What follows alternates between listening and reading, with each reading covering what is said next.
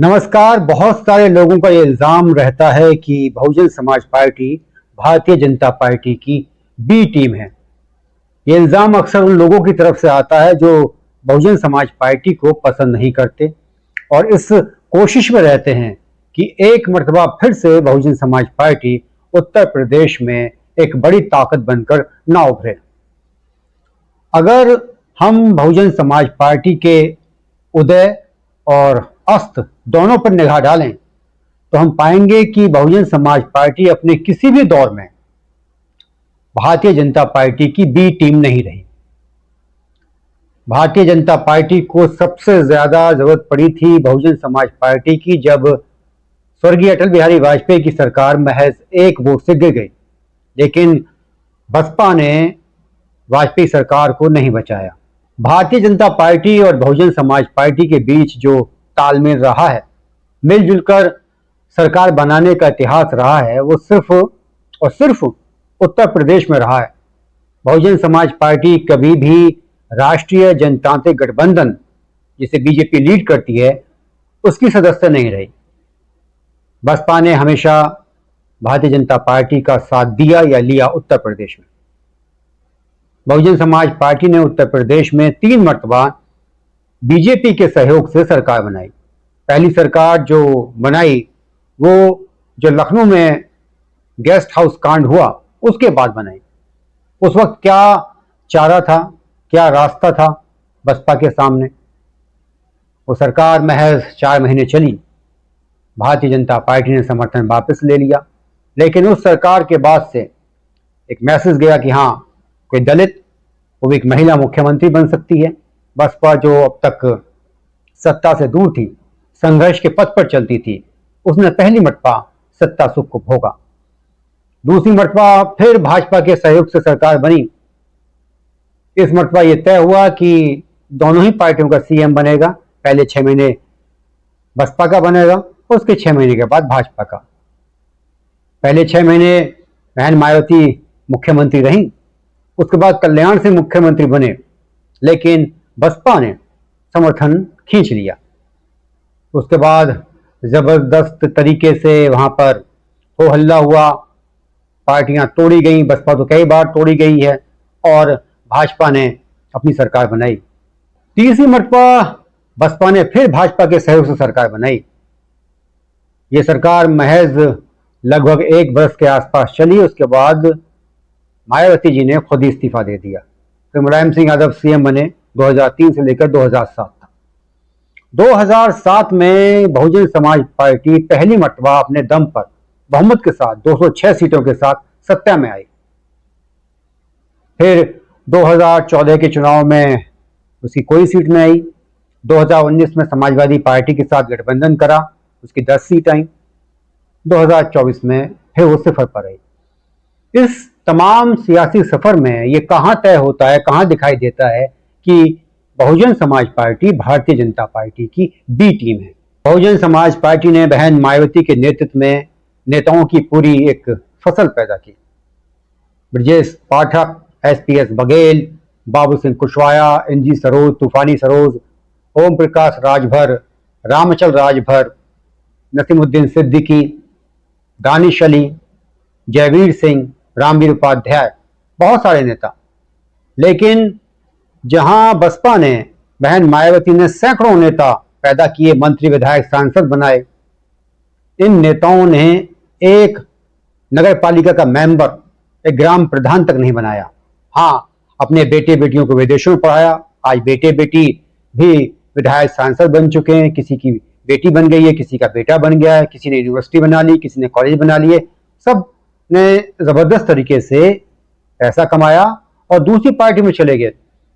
दिक्कत यह है कि बसपा के मुसलमान नेताओं को छोड़कर ठाकुर, पंडित, कुर्मी, ब्राह्मण सारे नेता दूसरी पार्टियों में जाकर सेट हो गए।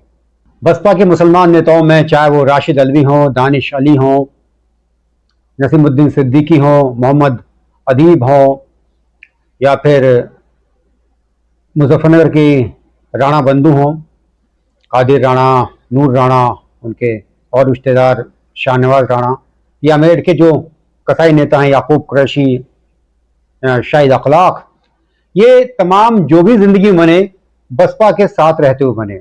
बहुजन समाज पार्टी और समाजवादी पार्टी के कोर वोट बैंक में एक बहुत बड़ा बुनियादी अंतर है। सपा का जो वोट बैंक है यादव, वो कभी भी आंख मूंद कर किसी को वोट नहीं करता, ना मुसलमान को, ना अपनी जाति के अलावा किसी दूसरी गैर बरादरी को। लेकिन जो बहुजन समाज पार्टी का कोर वोट बैंक है जाटव, उसे इस बात से कोई लेना देना नहीं है। जिसे बहन जी ने पार्टी ने सिंबल दे दिया, वो चाहे किसी भी धर्म का, जाति का, लिंग का, कुछ भी हो, उसे उसने पूरी ईमानदारी के साथ, पूरी अकीदत के साथ वोट की। बसपा बीजेपी की बी टीम नहीं है। बसपा के साथ सबसे बड़ी दिक्कत है राजनीतिक कुप्रबंधन की। वो इस नए दौर की राजनीति में खुद को असहज महसूस करती है। उसने बहुत सारे नेता तो पैदा कर दिए, लेकिन सेकंड और थर्ड जनरेशन के नेता पैदा नहीं किए। आज सारा खेल नैरेटिव सेट करने का है। जनता में एक अलग तरह की छवि पैदा की जाती है, उसके दम पर चुनाव जीते जाते हैं। लेकिन बसपा और उसका जो शीर्ष नेतृत्व है वो पूरी तरह से उदासीन रहता है। ये उदासीनता है, लेकिन ये किसी भी तरीके से इस बात की ओर इशारा नहीं करती, ना इस बात को तस्दीक करती है कि बहुजन समाज पार्टी बीजेपी की बी टीम है। सही मायनों में अगर किसी को राजनीतिक प्रबंधक की, किसी सियासी रणनीतिकार की जरूरत है तो वो बहुजन समाज पार्टी है। प्रशांत किशोर जैसे पेशेवर चुनावी विशेषज्ञ, चुनावी रणनीतिकार की सबसे ज्यादा जरूरत बहुजन समाज पार्टी को है। इसके अलावा बसपा के साथ सबसे बड़ा प्लस पॉइंट यह है कि भले ही उसके एमएलए एमपी की संख्या लगभग शून्य के बराबर हो, लेकिन बसपा आज भी एक राष्ट्रीय पार्टी है। जो लोग कहते हैं कि बीएसपी बीजेपी की बी टीम है, क्या वो नहीं जानते कि उत्तर प्रदेश में एक नए नेता को, नगीना के सांसद को कौन शह देता है? किसके इशारों पर, किसकी सरपरस्ती में उसे इतनी बड़ी सुरक्षा मिली है, आवास मिला है? वो जब चाहे जिस अधिकारी के साथ बहुत ही अकड़ के साथ आंखें तरे कर बात करता है। अधिकारियों के हाथ खुलवाते हैं उसे सबक सिखाने के लिए, लेकिन कभी भी वो कुछ कर नहीं पाते। क्यों? जब बड़े बड़े नेताओं को सबक सिखाया जा रहा है, उनके ऊपर दबिशें डलवाई जाती हैं तमाम सरकारी एजेंसीज की, ऐसे में उस नेता के ऊपर इतनी मेहरबानी क्यों? वजह सिर्फ एक ही है कि किसी भी तरीके से जो बसपा का कोर वोट बैंक है उसे तोड़ दिया जाए। बसपा के खिलाफ इस तरह का दुष्प्रचार क्यों किया जाता है? दरअसल बसपा जो है राष्ट्रवादी पार्टी है, वो हमेशा देश के साथ रहती है। ईरान हो, पाकिस्तान हो, फलस्तीन हो, वो हमेशा विदेश नीति पर उस रास्ते पर चलती है, उस नीति का समर्थन करती है जो राष्ट्र हित से जुड़ी हुई हो। वो कम्युनिस्टों और कांग्रेस का जो बना बनाया नैरेटिव है, जो एक परिपाटी है, उस पर नहीं चलती। वो धारा 370 पर सरकार के साथ रहती है। वो बांग्लादेशी, रोहिंग्याओं और दूसरे अवैध घुसपैठियों का समर्थन नहीं करती सिर्फ वोट बैंक के लिए। बसपा का जो कोर वोट बैंक है वो पूरी तरह से राष्ट्रवादी है, संविधानवादी है। ये बात सही है कि जातीय समानता को लेकर और सामाजिक न्याय को लेकर कुछ कड़वाहट है, लेकिन कोई भी इस बात पर राजी नहीं हो सकता कि जो बसपा का वोट बैंक है या बसपा कभी भी किसी भी सूरत में जो भारत के, जो हिंदुस्तान के हित हैं, जो राष्ट्रीय हित हैं, उसके खिलाफ जा सकती है। वो कभी भी भारत को, भारत के धर्म को, भारत की संस्कृति को, भारत के इतिहास को सुई की नोक के बराबर भी नुकसान नहीं पहुंचाना चाहती। वो अपना रास्ता तलाशना चाहती है, वो सत्ता चाहती है, लेकिन एक संवैधानिक दायरे के अंदर रहकर, और जो भारत राष्ट्र है उसकी जो परिकल्पना है उसके साथ, पूरी श्रद्धा के साथ, पूरी वफादारी के साथ। और जिस पार्टी ने मेरठ, मुरादाबाद, अलीगढ़, आजमगढ़, मुजफ्फरनगर और दूसरी तमाम सीटें, बदायूं वगैरह, जहां से मुस्लिम कैंडिडेट अक्सर जीतते रहे हैं, वो सिर्फ और सिर्फ राजनीति के चक्कर में गैर मुसलमानों को दे दी। लेकिन इल्जाम ये लगाया जाता है कि बीएसपी बीजेपी की बी टीम है। बहन मायावती को तो किसी सरकार ने पद्म विभूषण नहीं दिया। उनके भतीजे की शादी में तो ना प्रधानमंत्री मोदी आए, ना ही कोई भाजपा का दूसरा बड़ा नेता आया, ना ही उनके यहाँ किसी दुख में या दूसरे मौकों पर पूरी की पूरी जो बीजेपी की छोटी से लेकर बड़ी लीडरशिप है गई, और जिस तरह से मुख्यमंत्री ने कई मरतबा स्वर्गीय मुलायम सिंह यादव के साथ और दूसरे लोगों के साथ जाकर बात की, उनके घर पर जाकर हाजिरी बजाई, वो कभी मायावती जी के पास तो नहीं गए। और समाजवादी पार्टी में आजम खान और 2-4 मुस्लिम नेताओं को छोड़कर किसे कीमत चुकानी पड़ी है आज तक? जो सपा के मालिकान हैं, क्या कभी उन पर कोप दृष्टि पड़ी किसी भी सरकारी एजेंसी की? तो किस बिना पर यह कहा जा सकता है कि बहुजन समाज पार्टी जो है वो भारतीय जनता पार्टी की बी टीम है? सारे मौका परस्त, मतलब परस्त और खुदगर्ज बसपा को छोड़कर भाग गए, और आज यही लोग जो कभी बसपा के दम पर फले फूले, निर्धन से धनवान बने, रंग से राजा बने, आज वही सबसे ज्यादा कुप्रचार करते हैं कि बहुजन समाज पार्टी भारतीय जनता पार्टी की बी टीम है। बसपा का एक अपना तरीका है, वो तोड़ फोड़, प्रदर्शन, धरने, आगजनी, अराजकता में यकीन नहीं रखती।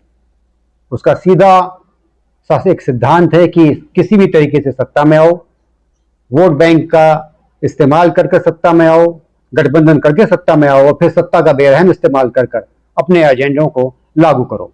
बसपा भारतीय जनता पार्टी की बी टीम तो नहीं है, लेकिन फर्ज कीजिए कि उत्तर प्रदेश में जो व्यक्ति राष्ट्रवादी है, भारत को माता मानता है, भारत माता की जय जयकार करता है, वंदे मातरम बोलता है, भारत को एक पवित्र भूमि मानता है, और किसी भी तरह की प्रेरणा को लेकर या किसी भी तरह के धार्मिक यकीन को लेकर हिंदुस्तान के बाहर नहीं दिखता, उसकी दूसरी पसंद क्या हो सकती है? जाहिर सी बात है कि वो बहुजन समाज पार्टी ही हो सकती है।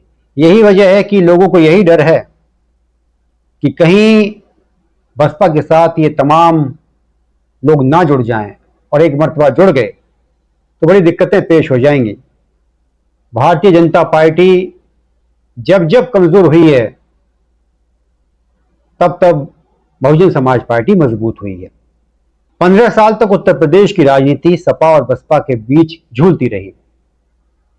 बस बीजेपी को इस बात की संतुष्टि थी, दिलासा था कि वो तीसरे नंबर पर रही, कांग्रेस की तरह चौथे पर नहीं रही। हाँ, एक वक्त आया था कि 2009 में वो लोकसभा चुनावों में चौथे नंबर पर पहुंच गई थी। उसी के बाद उसके अंदर एक बड़ी असुरक्षा की भावना पैदा हुई, और उसने हर तरीके से वो तमाम दावपेच खेले कि कैसे भी हो अपने रास्ते से बसपा को हटाया जाए। बसपा का कोर वोट बैंक अगर एक बड़े वोट बैंक के साथ जुड़ गया, खासकर अल्पसंख्यकों के, तो तस्वीर बदल सकती है। फिर 2 या 3 और जातियों के मिलने के बाद बसपा एक बहुत बड़ी ताकत बन जाएगी। यही वजह है कि चाहे वो भारतीय जनता पार्टी हो या समाजवादी पार्टी हो, वो किसी भी कीमत पर ये नहीं चाहते कि बसपा मजबूत हो, इसलिए वो उसके खिलाफ दुष्प्रचार करते हैं। और इसके लिए उनका एक सबसे बड़ा ये एक तुक का एक है कि बसपा बीजेपी की बी टीम है, जबकि इतिहास या कोई भी ऐसी बात ये तस्दीक नहीं करती कि बसपा बीजेपी की बी टीम है। नमस्कार, जय हिंद।